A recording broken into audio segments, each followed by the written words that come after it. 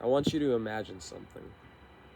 Imagine there's a person, and he goes to school one day, and the school bully's there too.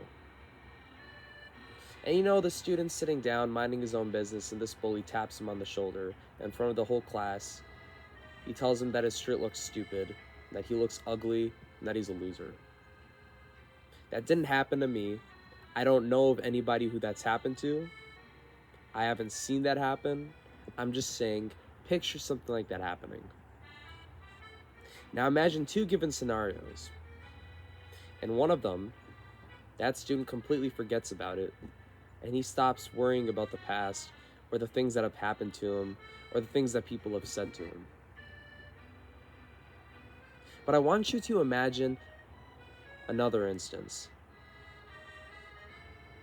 Imagine that when this bully told this kid that he was ugly and stupid, and when the whole class laughed at him, I want you to imagine that this kid took that hate, that fear, that anger with him, and he carried it with him for the rest of his life. The majority of you listening to what I just said think that this doesn't correlate with your life whatsoever. But let me tell you something. It actually does way more than you think. We live in a world where people always tend to respond to past circumstances. They never seem to live in the present. They are never formless. What I mean is that if something has happened to you in the past, of course you can learn from it, but you can't live your whole life in fear of that same thing happening to you again. Just because you had one traumatic or bad experience, just because somebody hurt you, just because somebody said something that maybe labeled you, or hurt you, or made you feel unworthy, it does not mean that you have a right whatsoever to go on living the rest of your life feeling that way, projecting those emotions onto every other situation that you encounter in your life just because of that one situation where that one person said that one thing that hurt your feelings so bad that you couldn't let it go for the rest of your entire life. Just think about that. That happens to way more of us than we would like to think. Almost all of us have some sort of hurt, anger, pain, fear, guilt that we've been feeling and carrying with us all of these years. Instead of forgiving and forgetting what has happened to the past, we seem to respond to all the present and future circumstances as if they are the past, as if they are that same exact situation where that one person hurt us.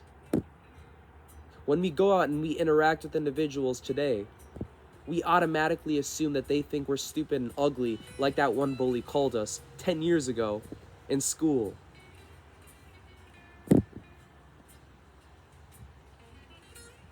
If you want to prevent the greatest downfall of your life, and if you want to live a life of true fulfillment, where you're not afraid to take the greatest risks of your life that could lead to the greatest rewards, then I want you to take away this one simple lesson that can change your life automatically. Stop worrying about the past. Sure, you can learn from it, but what I mean is you need to stop worrying about all those hurtful things that have happened to you, anything that has gone wrong. You need to understand that you can't live your life in fear based on what has happened to the past. In Robert Greene's 48 Laws of Power, his 48th law, and his most important law, was to assume formlessness. And what that simply means is that you have to learn to be adaptable in every single situation in your life. So quit living your life with such a mental rigidity.